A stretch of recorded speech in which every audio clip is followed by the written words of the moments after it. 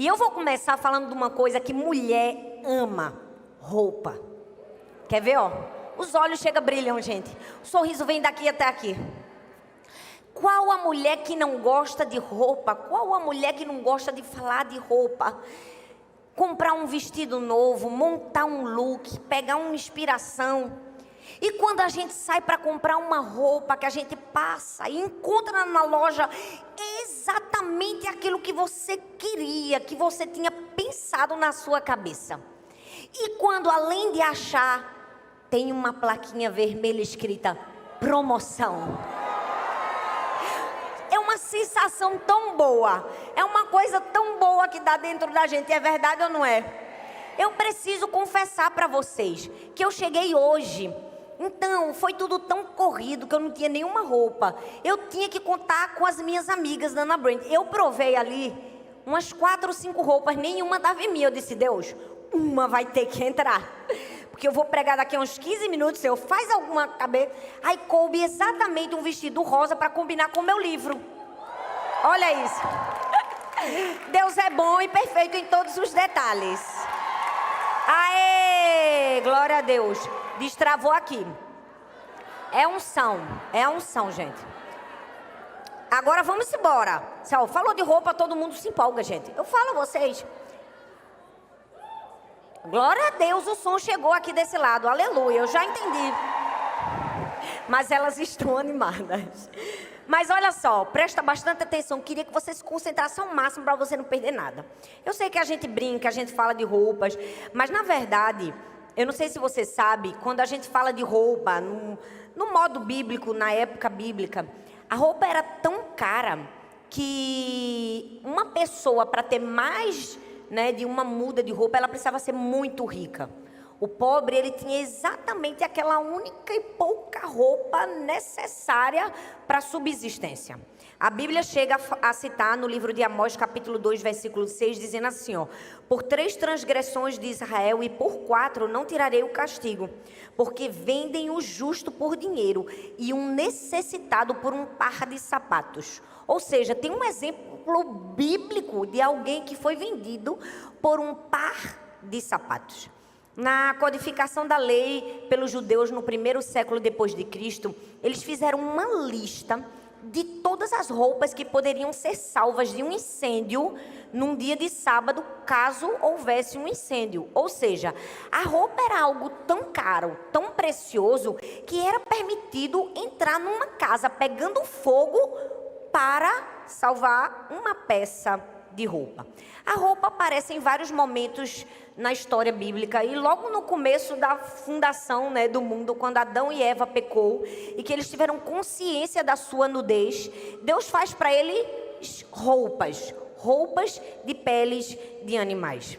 Eu acredito que à medida que você leu a Bíblia, você já deve ter caminhado por vários episódios que falam de roupas. O mais comum é quando a gente vê as pessoas rasgando as suas roupas. E isso acontecia em sinal de humilhação, de abnegação.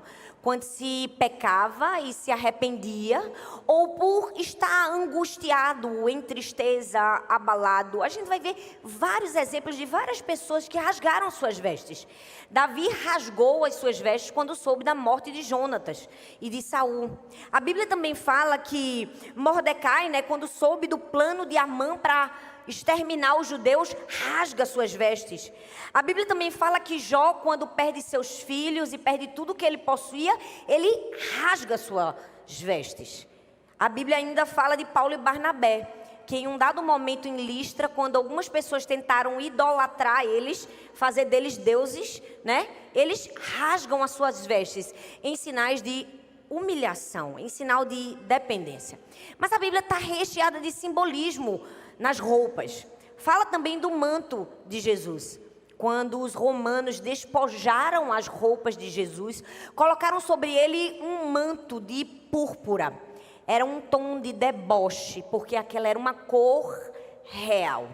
Era um momento de ridicularizar de Cristo por si ser o rei dos judeus.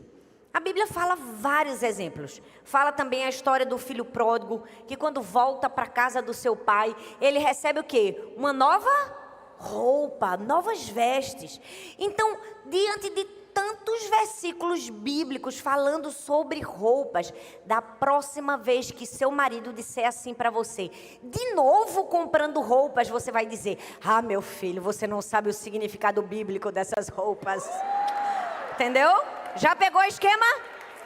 Ah, gente, vocês não estão empolgados. Da próxima vez, agora você tem argumento. Você puxa a lista que eu te dei e solta ela todinha. Pegou? Talvez você esteja perguntando, por que você está falando sobre roupas, Thalita? Porque roupas também são um simbolismo da nossa identidade, né? Daquilo que somos. É engraçado que as meninas trouxeram umas 7 roupas para mim. Todo mundo disse: essa daqui, essa daqui. Ninguém queria que eu usasse o vestido rosa. Não, esse rosa é de eu digo, eu vou usar o rosa. Me dá o rosa aqui, ó. O rosa é o que vai caber. Quando eu vestir, deu o rosa. Por quê? Porque é incrível como a gente tem uma conexão com a roupa. Porque ela revela muito do que nós somos. Geralmente, pessoas alegres gostam de cores, gostam de alegria. Roupa é sinônimo, sim, da nossa identidade.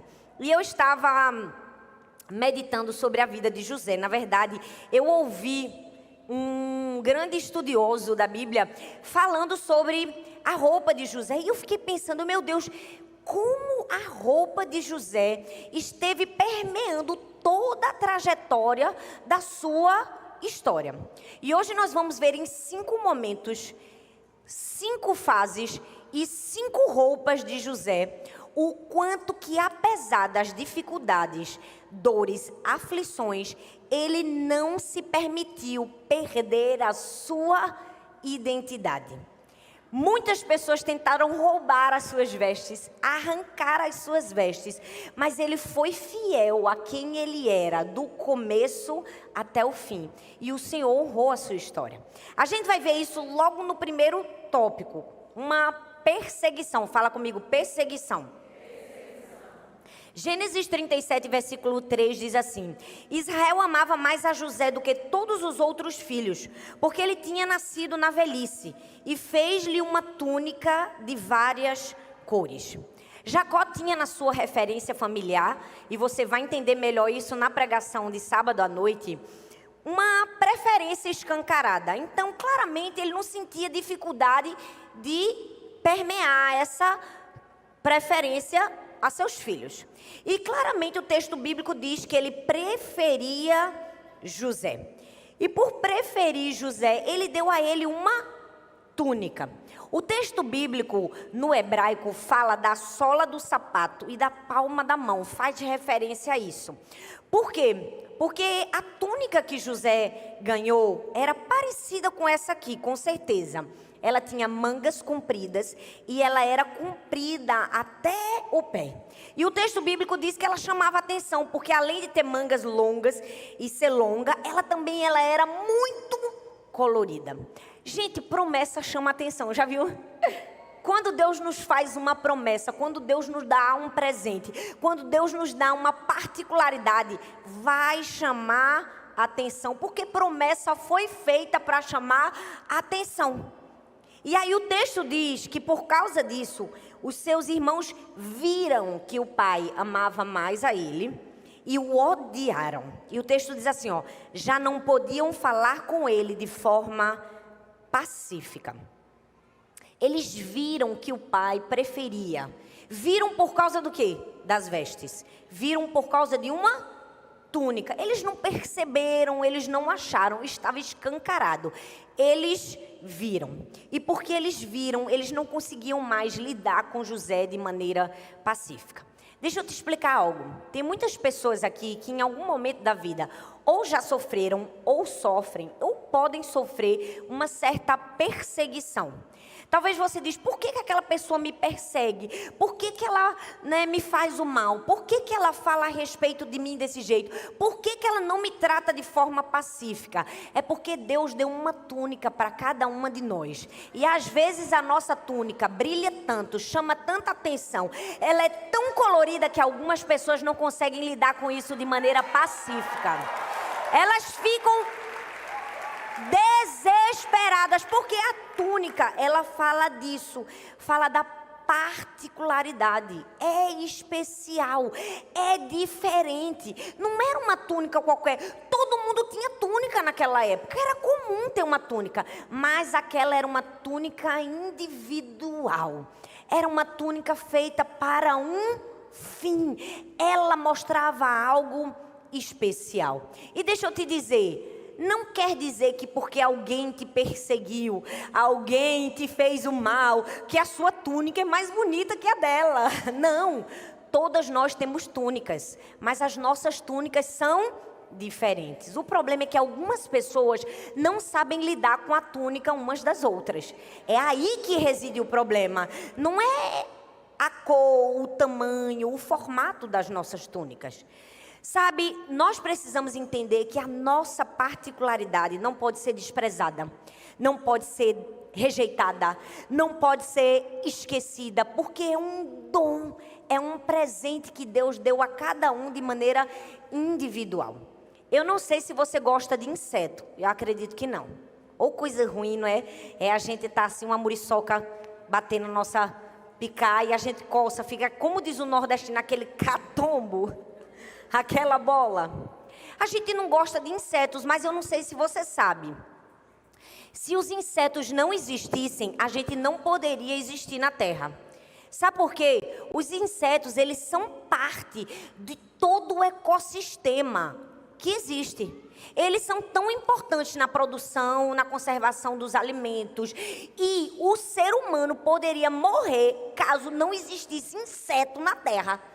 Talvez você esteja me perguntando e não esteja compreendendo. Por que está falando de inseto? Eu, por um acaso, sou inseto? Não, gente. A particularidade de um inseto, a não existência dele, destruiria um ecossistema. A não existência da sua especificidade, da sua particularidade, destrói todo um ecossistema espiritual formado por Deus. Deus deu a uma túnica colorida desse jeito, a outra uma túnica colorida de outra maneira. E juntas nas nossas individualidades e nas nossas particularidades, mantemos o todo. E é por isso que, infelizmente, algumas pessoas não entenderam que a gente não deve desprezar a túnica que a gente recebeu. A túnica que a gente recebeu pode chamar atenção? Pode. Não necessariamente quer dizer que a gente está chamando atenção para ela, mas que ela chama atenção sozinha. Por quê? Porque foi um presente, uma promessa dada por Deus. Então deixa eu te dizer, não tenha medo de usar sua túnica colorida. Não tenha medo de usar sua túnica com os ombros e com os braços compridos e que vai até o pé. Não tenha medo. Se isso por um acaso chamar a atenção, provocar a ira de alguém, não perca o senso de que sua túnica é importante, é especial e não deve ser desprezada. O texto diz, é isso aí, ó, não tem medo. O texto diz que José recebeu a túnica, foi desprezado. E um dado momento, o seu pai manda ele ir até os seus irmãos. Parecido com a história de Davi, quem lembra aqui? Ele vai aos seus irmãos e ele chega num lugar chamado Siquém. Mas quando ele chega em Siquém, os irmãos não estão em Siquém. Gente, vocês estão me ouvindo bem? Super bem? Então acho que é o meu retorno que tá bom. Amém. Então eu vou continuar aqui. Amém? Glória a Deus. Então não mexe não, se todo mundo está ouvindo bem, está gravando bem, o que importa é isso. Vamos embora com tudo. Chegando lá, eles não estavam em Siquém. E José foi para outro lugar chamado Dotã. Eu quero que você grave esse nome Siquém. Fala comigo, Siquém. Lá no fim eu vou falar e você vai entender. Então, a primeira fase da vida de José é essa de perseguição da sua túnica. Porque nós precisamos entender que quando a gente receber a nossa túnica, fatalmente a perseguição virá. Não estou jogando praga para ninguém. Não estou rogando, né, o mal para ninguém. É um fato, gente. O texto diz, de longe o viram, e antes que chegasse, conspiraram contra ele para o matar. E disseram uns aos outros, lá vem o grande sonhador. Não é porque a gente busca destaque, mas quando Deus nos dá algo especial, brilha. Quando você escolhe vestir o presente que seu pai te deu, vai brilhar. E pode provocar incômodo em outras pessoas. Provocou incômodo na própria parentela de José. Todo posicionamento nosso, todas as vezes que a gente decide vestir a nossa túnica, todas as vezes que decidimos vestir a nossa capa, isso vai gerar incômodo e perseguição por parte de outras pessoas. A Bíblia está recheada de pessoas que sofreram perseguição porque vestiram sua verdadeira identidade, porque foram transformados, porque foram tocados pelo Senhor. E o texto diz que eles disseram assim, ó, lá vem o grande sonhador. Em tom de quê? De deboche, de desprezo. Porque vamos falar a verdade, ser sonhador é ruim? Não é uma boa qualidade, mas eles usaram uma boa qualidade como algo para desmerecer o seu próprio irmão. É assim, gente. As pessoas vão usar aquilo que a gente tem de melhor para desmerecer. Né? A roupa é colorida demais, a barra está arrastando, a manga é muito comprida. Você já percebeu que quando você é alegre, as pessoas vão dizer que você é exagerada? Ah, se você for muito alegre, está querendo aparecer. Não é? Se for triste, vixe, tem brilho nenhum, é aguada. Não é? Se você for quieta, se eu não estiver bem num dia, você é aguada, azeda, mal-humorada. Infelizmente, muitas pessoas, às vezes, vão pegar uma característica boa sua, uma característica forte sua, para dizer assim, não tem necessidade. Para que tanto brilho? Para que tanta cor? Para que ser comprida? Por que a manga longa? Porque as pessoas, elas gostam de formatar a gente em caixas, não é verdade? Eu tenho comediantes aqui, ó, Thalita e Wésila. Então, tem gente que não sabe lidar com a capa da comédia e acha que é falta de espiritualidade. Dá vontade de dizer, mas rapaz, a espiritualidade está faltando em você, que não percebeu que Deus deu dons diferentes aos homens e ainda não leu a Bíblia e percebeu isso. Deus precisa usar cada pessoa no seu devido lugar. Se eu não tivesse Bia e Carol aqui para dar 2 pontos nessa manga, como era que eu estaria pregando? Não é verdade? Pois bem, os irmãos de José disseram assim, lá vem o sonhador, e criticaram aquilo que José tinha de mais especial. Porque, na verdade, o que eles queriam mesmo era aquilo que José tinha, a túnica. Quando muitas pessoas te criticam por algo especial que Deus te deu, no fundo, eles querem aquilo que Deus te deu. Eles querem arrancar a túnica, eles querem arrancar a identidade. E sabe qual é a prova? A Bíblia. Porque na primeira oportunidade o texto bíblico diz que eles despiram José da túnica. Doía, gente, incomodava demais. Quando José chegou e disse assim, a gente tem que dar um jeito de tirar essa túnica dele. Antes de jogar ele no poço, já jogaram sem a túnica. Vamos tirar o que brilha? Vamos tirar o que destaca? Vamos arrancar. E eu fico imaginando que depois que os irmãos tiraram e jogaram ele dentro do poço, não sei vocês, mas eu gosto de imaginar as cenas bíblicas. Parecia quase que aquele filme da Disney, das duas querendo vestir o sapato da Cinderela. Eu acho que um tentou vestir a capa, ficou pequeno. O outro deve ter vestido, ficou apertada. Porque a túnica foi feita para quem? Para José. E infelizmente não adianta. Quem te persegue é porque não cabe no que Deus prometeu particularmente para você. A gente precisa entender que quando a perseguição vier, porque vai ser inevitável, a gente tem que ter esse entendimento. Que a túnica sempre é verdadeira. O sangue pode ser falso, mas a túnica sempre é verdadeira.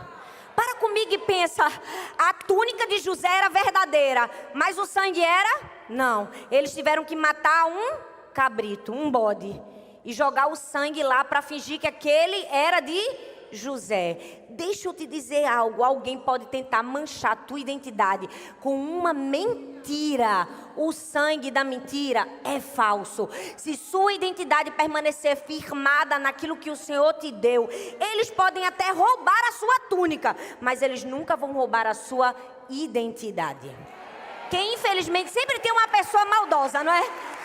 Ela sempre tem uma palavra para dizer, para tentar roubar. Eu me lembro, eu já contei esse exemplo até recentemente. Hoje eu estou livre, eu vou falar até da hora aqui, ó. Vamos embora. Eu fui pregar num lugar que tinha uma salinha VIP. Geralmente sempre tem uma salinha atrás para o pregador, com um cafezinho, uma água e tal. Quando eu cheguei, tinha uma moça que estava na salinha. Claramente ela gostava de mim. Você conhece quando uma pessoa gosta de você. Ela dá um sorriso daqui a aqui. Pastora, me abraçou e me tratou super bem. A senhora quer alguma coisa? Eu, não quero não, obrigada. A senhora quer uma água? Não, tá tudo ótimo. Eu vi que ela queria me servir. E ela queria que eu aceitasse alguma coisa. Ela quer uma água? Eu disse, me dê uma água. Aí ela fez, com gás ou sem gás? Aí eu fiz, com gás, porque eu gosto de água com gás. Quando ela abriu a geladeirinha da igreja, não tinha. Gente, ela ficou, pastora, não tem, mas tem um posto de gasolina aqui do lado, eu vou comprar. Eu digo, mulher, não precisa não, me dê uma água com gás. Quase que eu disse a ela, eu só aceitei para lhe agradar. Ela, não, pastor, eu faço questão, pelo amor de Deus, deixe pelo menos eu lhe dar uma água com gás. Por favor, eu digo, mulher, a bichinha saiu. Realmente tinha um posto de gasolina colado na igreja. Daqui a pouco, antes que ela voltasse com a água com gás, eu estava sentada e ouvi uma outra voluntária também da salinha, no corredor, e disse para outra, ó para aí, ó, pessoa fica famosa, só bebe água com gás. Gente, sério, sem mentira nenhuma, parecia os irmãos de José. Eu disse assim, mulher, melhore em nome de Jesus, que você ouviu, mulher. Você ouviu toda a conversa, você viu que não tinha nada a ver. Eu nunca fiz sequer uma exigência na vida, ninguém pode falar isso de mim. Tá, eu estou igual aquele povo, pois me prove. Nunca pedi uma toalha, nunca pedi uma água com gás, nunca fiz exigência, nem de valor de oferta, eu nunca fiz na minha vida, eu ia exigir uma água com gás. Eu disse, mulher, tu viu que não foi isso não, eu acho que ela não esperava que eu ia falar, mas eu falei, porque eu tenho ousadia. Quase que eu digo, mulher, para de ser os irmãos de José, mulher, em nome de Jesus, melhore, pelo amor de Jesus. Mas sempre vai ter alguém querendo manchar a sua túnica com sangue falso. Pode levar a túnica, o sangue pode ser falso, não rouba a sua identidade. Ei, não rouba aquilo que Deus depositou em você. Primeira etapa, perseguição. Segunda etapa, injustiça. Fala comigo, injustiça. Tem um outro momento que agora já não é mais a túnica, agora é o manto. José é levado ao Egito e ele trabalha anos a fio na casa de Potifar. Um homem íntegro, um homem sério, deu seus dias, sua dedicação, seu trabalho, aquele homem, fez ele crescer. De repente, uma enviada de Satanás, uma mulher cheia do espírito maligno, quis atacar José. O texto diz que claramente ela queria ter relações sexuais com José. Aqui cabe um adendo, que o desejo pode vir na mente de qualquer pessoa, mas cabe a ti dominá-lo e repreendê-lo em nome de Jesus. O desejo, o olho, a palavra, é ou não é? É, porque tem umas mulheres que sangue de Jesus tem poder. Vou até fazer esse adendo aqui. É, gente, o sangue de Jesus tem poder.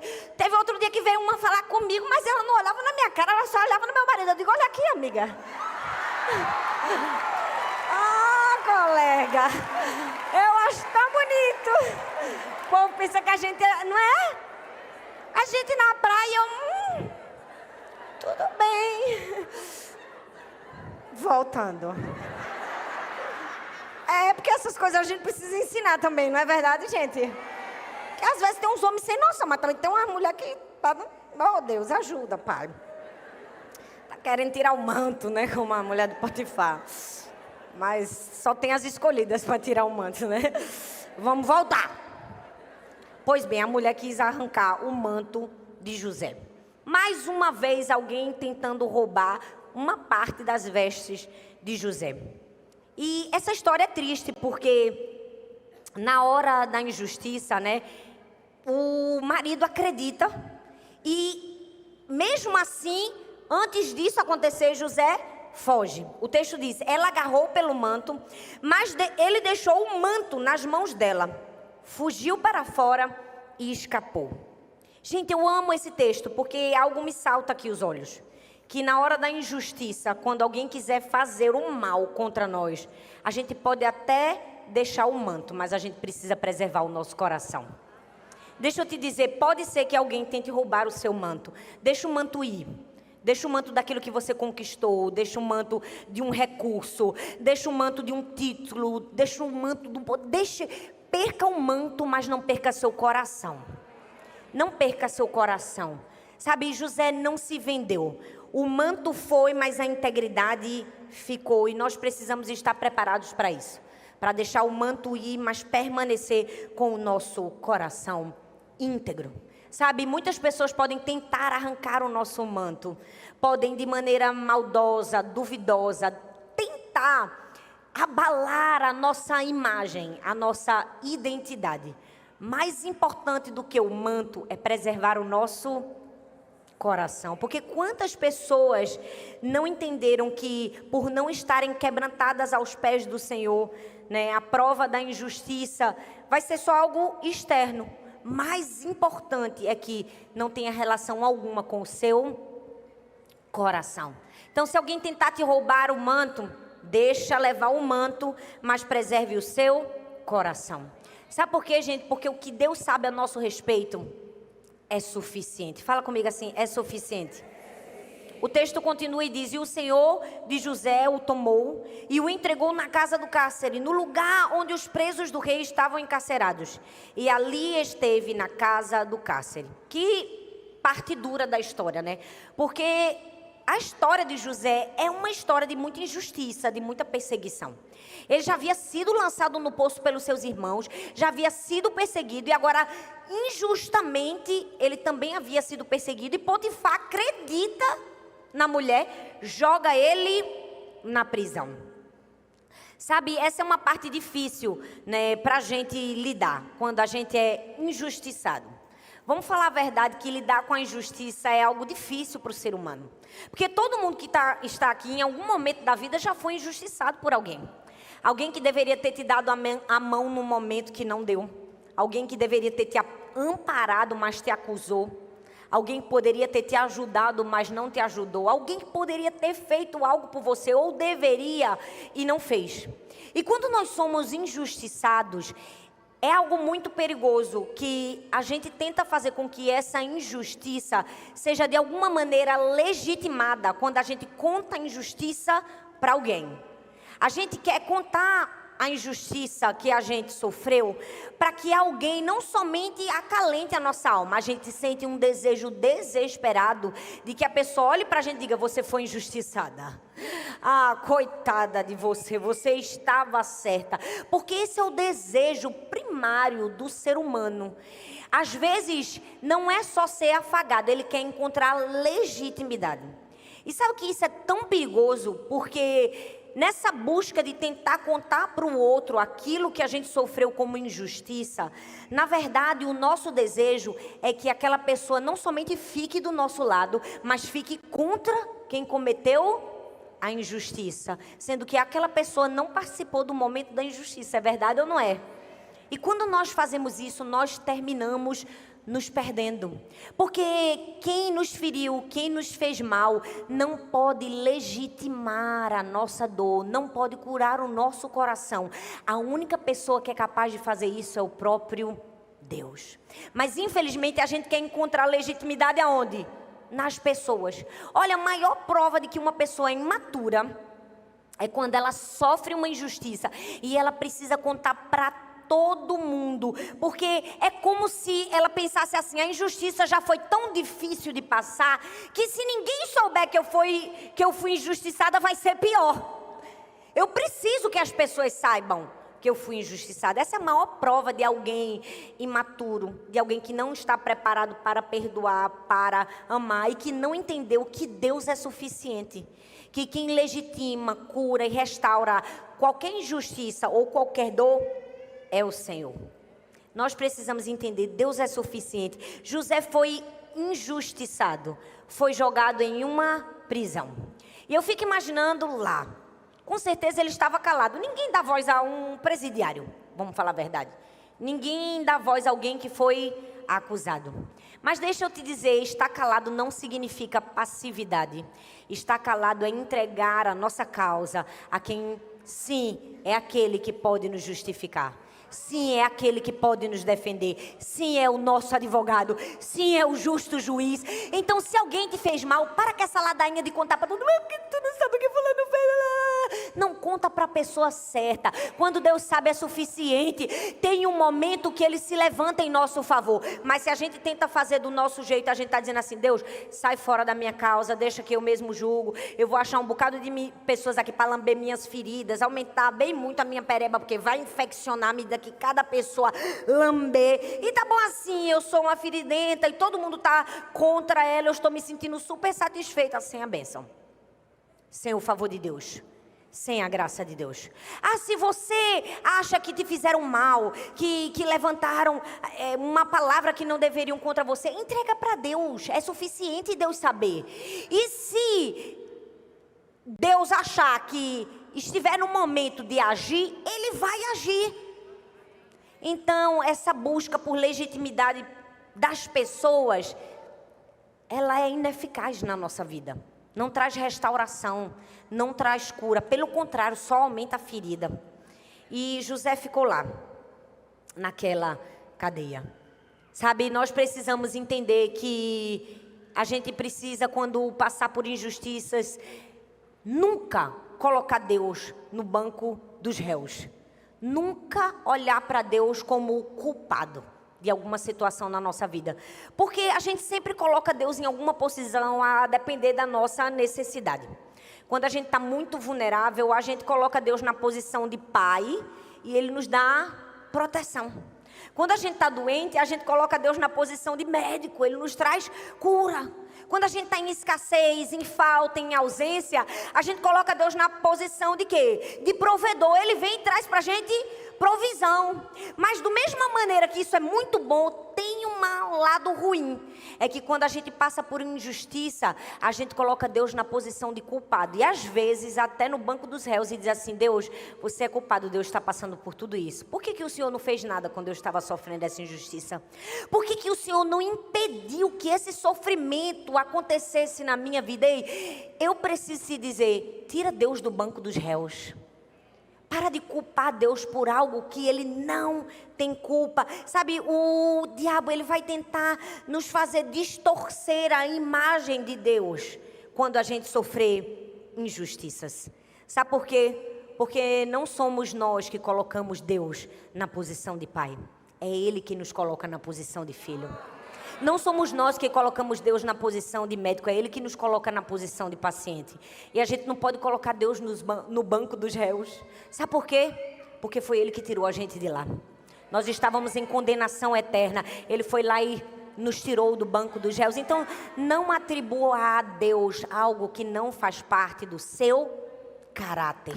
José sofreu injustiças, mas permaneceu até o fim. Terceira fase, depois que lhe foi tirada a túnica, foi tirado dele o manto. E agora é uma fase de preparação. Agora começa a melhorar. Porque o texto diz em Gênesis 41, 14, diz assim, então o faraó mandou chamar José e o fizeram sair com pressa do cárcere. Ele fez a barba, trocou de roupa e apresentou-se ao faraó. Eu falei para vocês, a roupa permeia toda a história de José. Nunca mais você vai olhar para suas roupas da mesma maneira. Você sempre vai buscar um significado.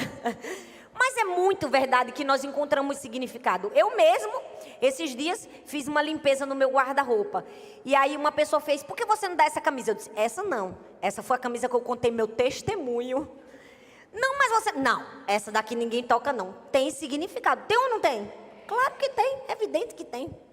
O texto diz que o faraó mandou chamar José. E ele estava onde? No cárcere. Eu preciso te dizer que quando você desejar vestir sua identidade, quando você viver o seu propósito, algumas pessoas vão dizer assim, você não está apta para isso.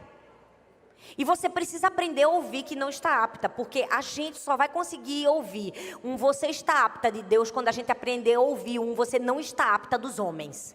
Todas as vezes que você aprender a ouvir um homem, uma pessoa olhando para você e dizendo assim, não está apta, e você aguentar firme, Deus diz assim, tá ficando apta, hein? Está se preparando, porque José passou a vida toda ouvindo, não está apto para liderar. Quem é você que pensa que vai nos liderar? E ele ali, ó, caladinho aguentando. Deus disse, está ficando apto, uma hora eu vou mandar chamar você. Dito e feito, mandou chamar José aonde? Na prisão. E eu amo que quando manda chamar, ele troca de roupa. O faraó mandou chamar José. Ele estava onde, gente? Preso. Ele estava ali naquele lugar de dor, de sofrimento. Talvez você esteja pensando, não estou entendendo nada. Tenha calma. Você pode estar sofrendo perseguição, injustiça. Permaneça no lugar que você está, porque uma hora Deus te acha. Aí talvez você esteja dizendo assim, não, Thalita, no lugar que eu estou ninguém me acha, ninguém me vê, ninguém me escuta. Deus acha, Deus vê e escuta. Ele sabe todas as coisas. Vai ter um momento que Ele vai dizer, manda chamar, manda tirar, manda trocar de roupa, porque tem algo especial para ela. Eu não sei se você está entendendo o que eu estou tentando te dizer, mas se você permanecer no lugar, mesmo que seja de sofrimento, de dor, de frustração, uma hora vai mudar. Sabe por quê? Às vezes a gente tem uma leve impressão de que quando a gente está na escassez, de que quando a gente está no sofrimento, Deus esqueceu, Deus abandonou, Deus não está enxergando. Na verdade, gente, às vezes Deus está só mudando a metodologia de falar com a gente. Deus está nos treinando, nos afiando, nos moldando, nos alinhando. É por isso que preparo é tão importante. É por isso que essa terceira fase é a fase do preparo. Fala comigo, preparo. Por quê? Porque a gente precisa estar preparado para não deixar nenhuma instabilidade roubar a nossa habilidade. Presta atenção. Eles fizeram José sair com pressa. Fala comigo, com pressa. Pensa comigo. Se ele teve que sair com pressa do cárcere, não dava tempo dele se preparar para o que o faraó ia fazer. Dava? Ninguém estuda na hora da prova. Estuda? Como é que você está com a prova na mão e vai estudar? Você se prepara antes. Quando a hora chegar, você está preparado. Foi exatamente o que aconteceu com José. Ele estava preparado. Mas muitas pessoas não vivem o sonho de Deus para a sua vida. Porque são pessoas capazes. São pessoas habilidosas. Mas elas são instáveis. Elas não estão preparadas. Então a instabilidade atrapalha a habilidade.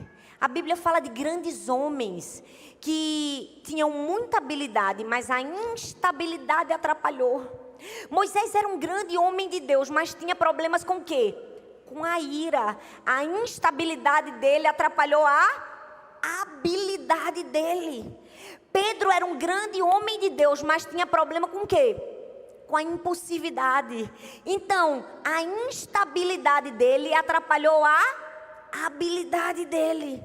Elias era um grande homem de Deus, mas tinha problema com o quê? Com vitimismo.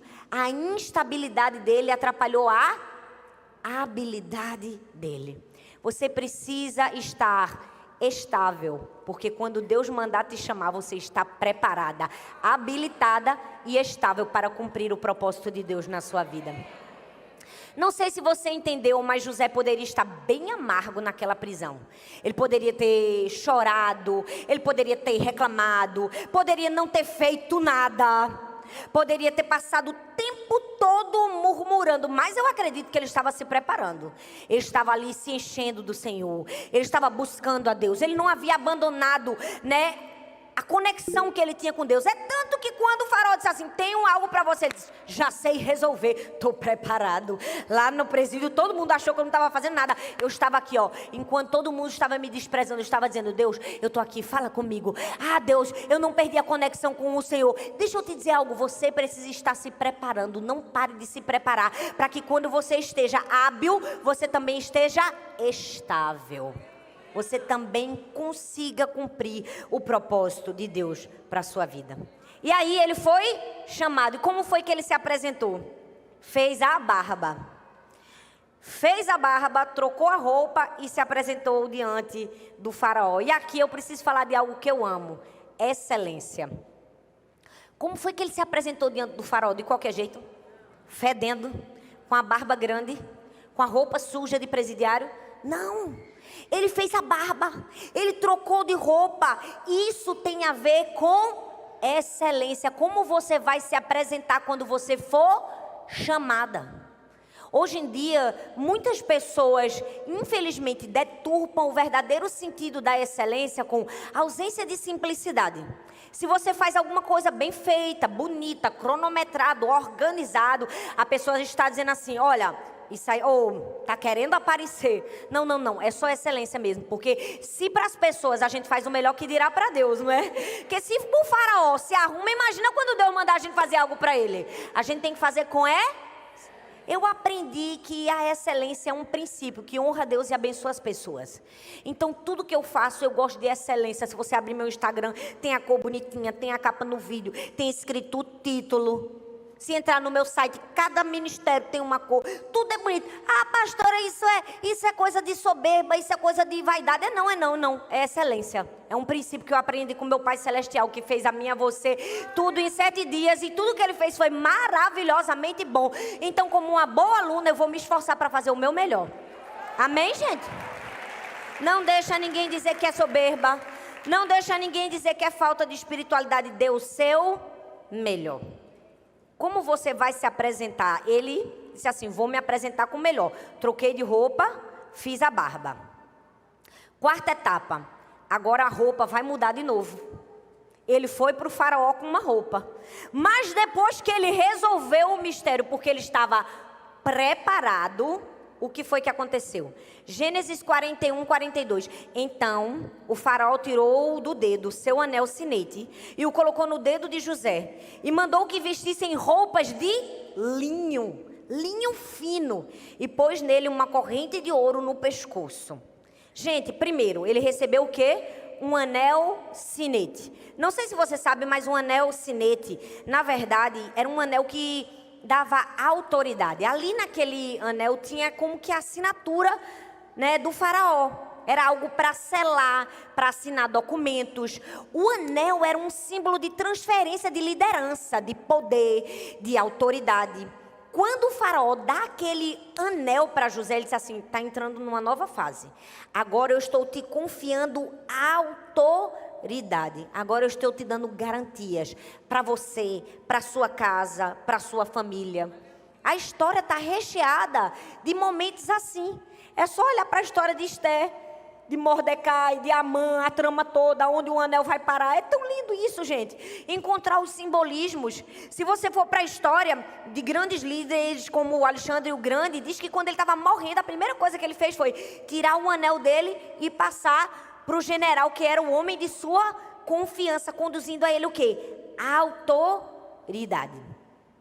Agora para comigo e pensa, o filho pródigo, quando ele voltou para casa, estava sem o anel da família.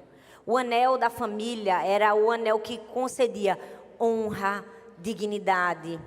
As famílias nobres usavam aquele anel. E aonde ela chegasse, sabia-se que aquela era uma família nobre. Quando ele volta sem o seu anel, o pai olha e diz assim, um filho pecador, esbanjador, que foi capaz de não dar valor àquilo que mais tinha valor. Ele poderia ter pensado dessa forma? Sim, e agido também. Mas o texto bíblico diz que o pai coloca um anel no seu dedo. Eu amo que isso é muito simbólico para mim e para você. É Deus nos ensinando a não comprometermos aquilo que é mais importante, mais valioso, mais especial na nossa vida. E mesmo assim, se por um acaso em algum momento errarmos, Ele é capaz de restaurar-nos a posição de filhos.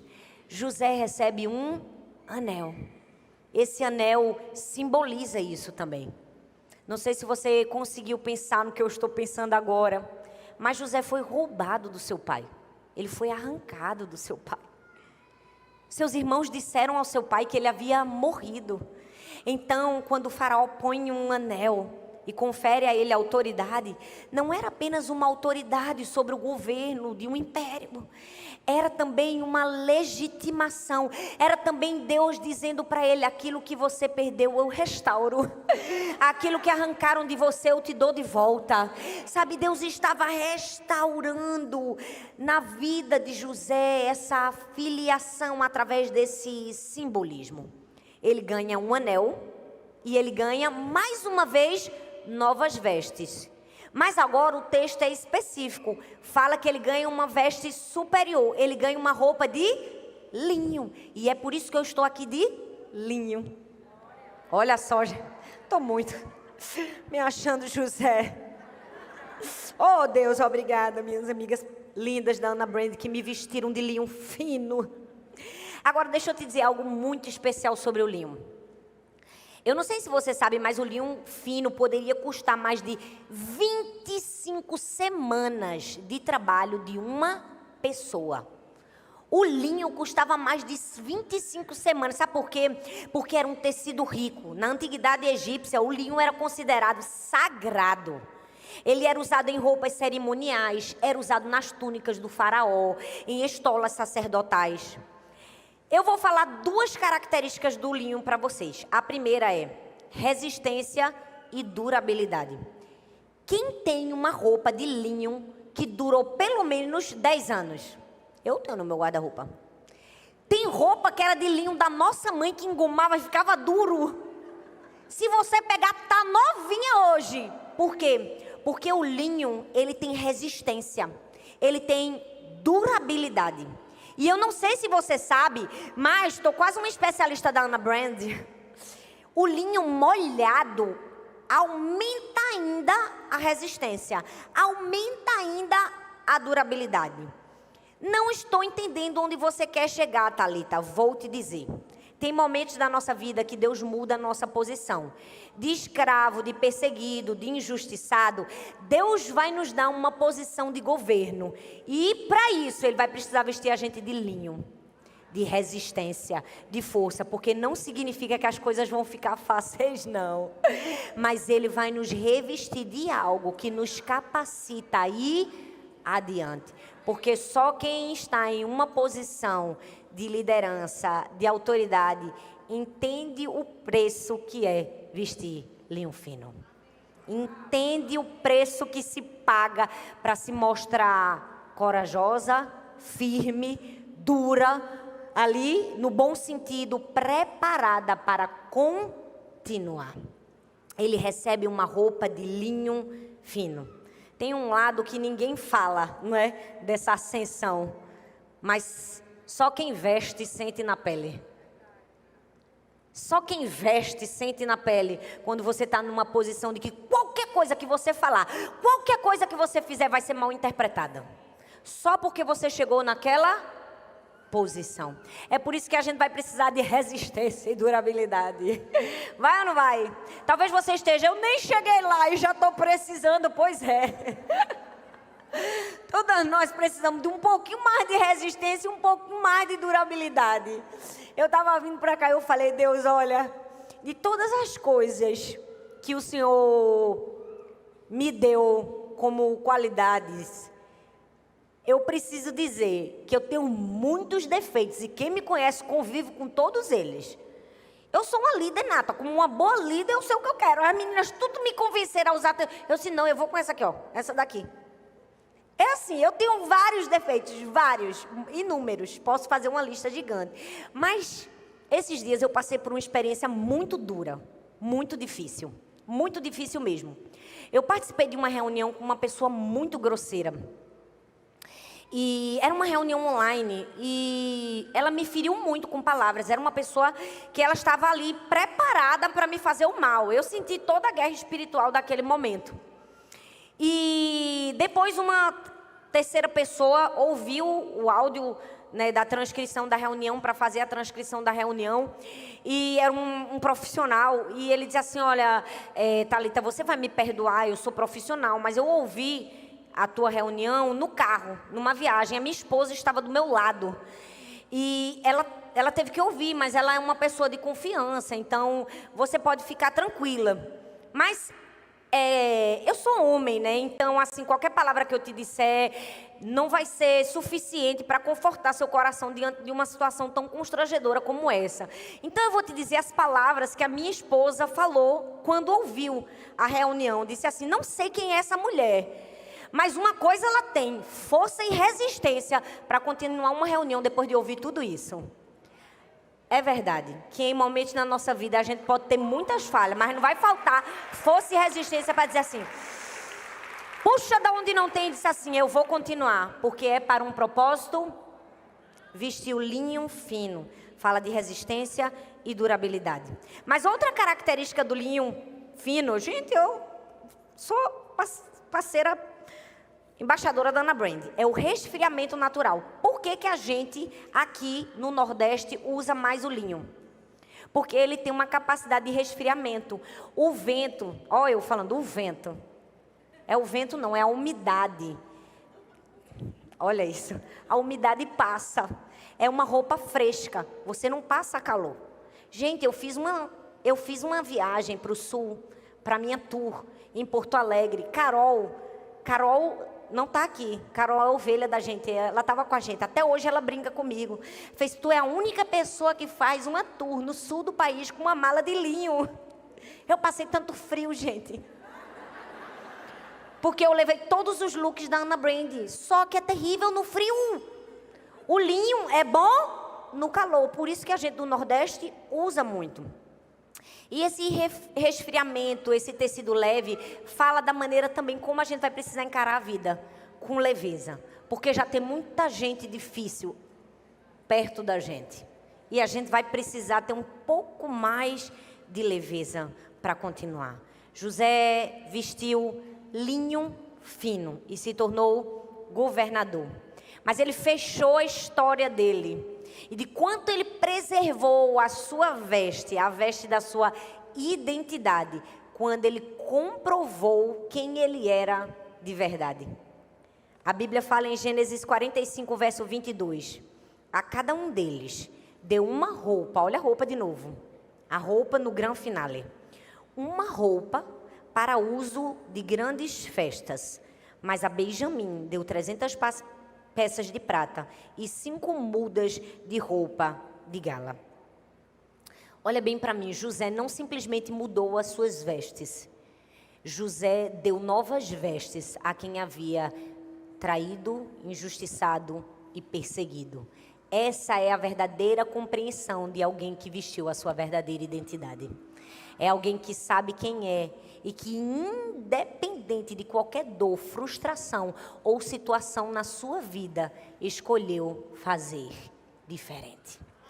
Eu queria pedir para o teclado subir aqui. Eu não sei como você está aqui, mas eu preciso te dizer, você pode ter passado por essas etapas de José. Alguém pode ter tentado roubar a sua veste, roubar a sua identidade. Alguém pode ter puxado sua túnica, te jogado no poço.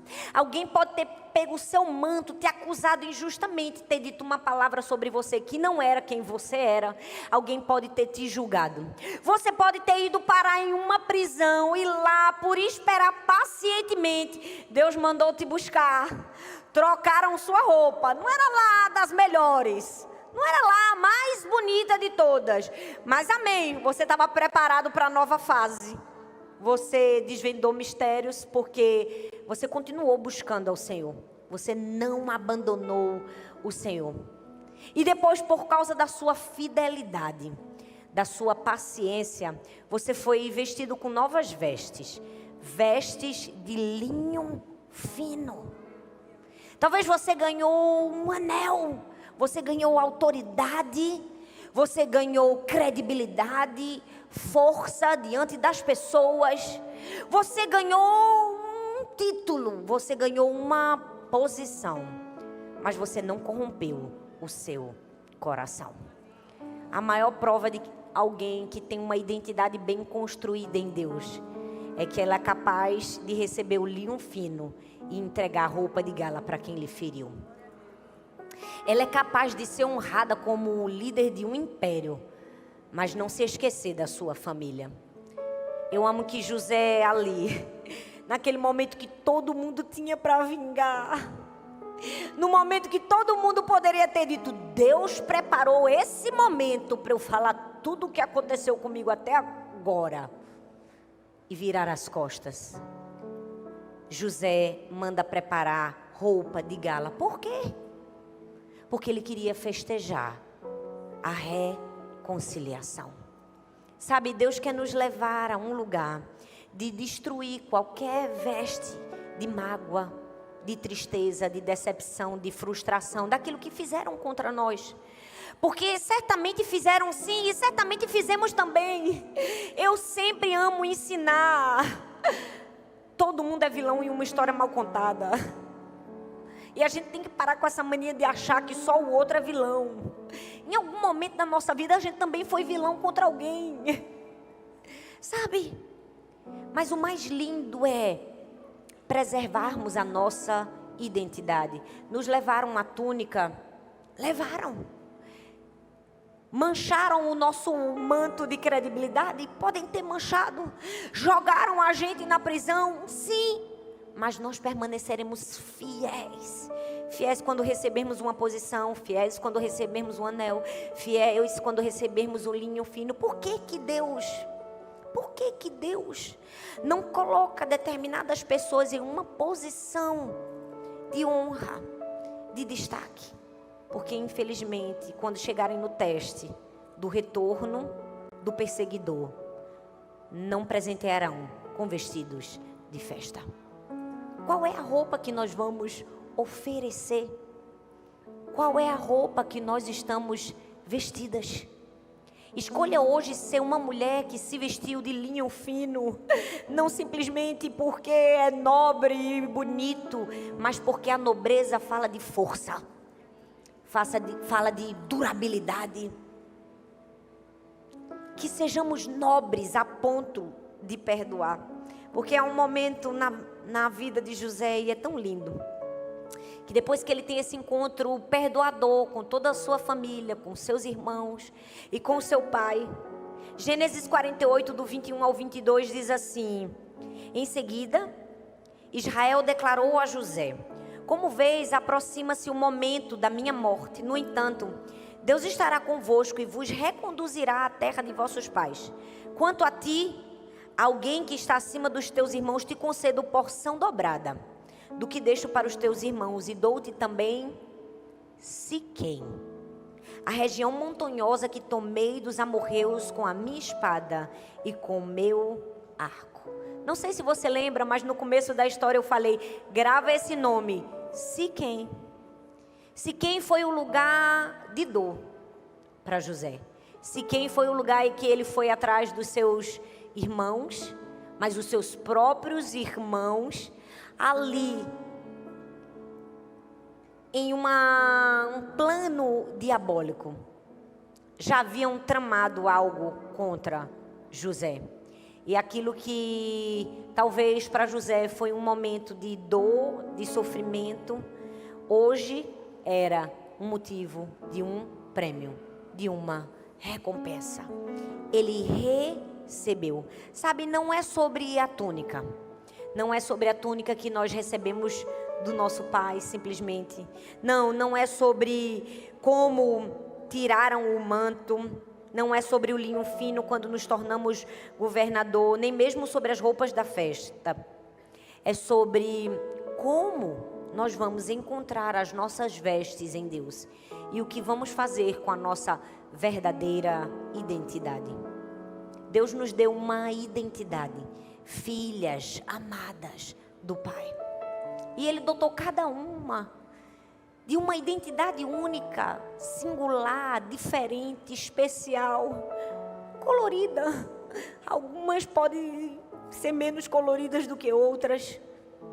Mas deixa eu te dizer, não há erro chamar a atenção. Tudo que Deus faz é bom, se a atenção vem do próprio Deus. Não tenha medo, não tenha vergonha de ser quem você é. Se você preservar o seu coração e a sua identidade, certamente você será honrada. Certamente você poderá chegar em uma posição de, ao ser honrada, honrar outras pessoas. Você pode ficar em pé no seu lugar. nem sempre é tão simples. A vida nem sempre é tão fácil. Eu gosto de dizer que a história só é bonita depois de escrita. Tem gente que olha pra gente com vestido de linho fino e diz, que coisa linda, assim também é muito fácil, né? Vem uma pessoa aqui com 5 vestidos e dá de presente. Mas a história não se resume à fase que nós estamos hoje. Todo mundo tem uma história. E certamente fases chegam na nossa história quando rompemos outras no passado. Sabe, Deus nos convida a vestirmos a túnica que Ele nos presenteou. Não importa qual seja, não importa como seja.